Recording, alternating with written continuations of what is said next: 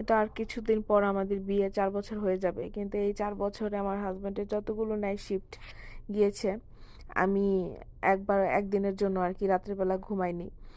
তো আমি আবার রাতের বেলাটা শুধু অযথা মোবাইল টিপেও আমার সময় নষ্ট করিনি। তো আমি সবসময় চেষ্টা করেছি কোনো না কোনো হ্যান্ড ওয়ার্ক করার। তো এটাও ছিল একটা, তার মধ্যে আর কি একটা হ্যান্ড ওয়ার্ক। তো আমি এই গ্লাসের জারটা, এটা হচ্ছে একটা কফির জার ছিল। তো এটা আমি ভালো করে ধুয়ে পরিষ্কার করে ভাবলাম এটার মধ্যে একটু পেন্টিং করা যাক। তো আমি এটা প্রথমে ব্রাশ দিয়ে সাদা রং করে নিলাম, একটু স্নো স্নো টাইপ আর কি একটা করতে চেয়েছিলাম। তো যার শুকানোর জন্য আর কি আমি হেয়ার ড্রায়ার ইউজ করছি, এটা দিয়ে আর কি শুকায় নিলাম। তো এটার মাঝখানে আমি আর কি কালো দাগ করে আর কি গাছের ডালপালাকে আর্ট করার চেষ্টা করতেছিলাম।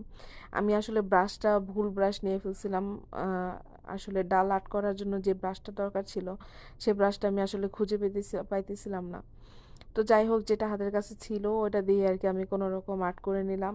আর কিছু চেরি ব্লসমের থিম আর্ট করতে আর কি চেয়েছিলাম। তো হঠাৎ করে যেন আমি কি জন্য কি কি চিন্তা করে যেন এই লাল কালারটা সিলেক্ট করলাম, আবার মানে ফুলটাও চেঞ্জ করে ফেললাম। তো আস্তে আস্তে আমি এই ফুলগুলো আর্ট করে তারপরে হচ্ছে হেয়ার ড্রায়ার দিয়ে আবার শুকিয়ে নিয়েছিলাম।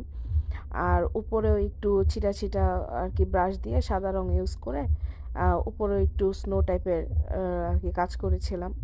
তারপরে হচ্ছে এই যে একটা আর কি ছোট ফেরি লাইটের মতো, যেটা এটা আসলে একটা আমার চুড়ির মধ্যে ছিল, চুড়ির মধ্যে একটা লাইট ছিল, ওই লাইটটা খুলে তারপরে হচ্ছে আমি এই জারটার মধ্যে দিয়ে আর কি একটু ভিডিও করতেছিলাম। দেখতে খুব সুন্দর লাগতেছিল, আমার কাছে খুব ভালো লাগতেছিল দেখে।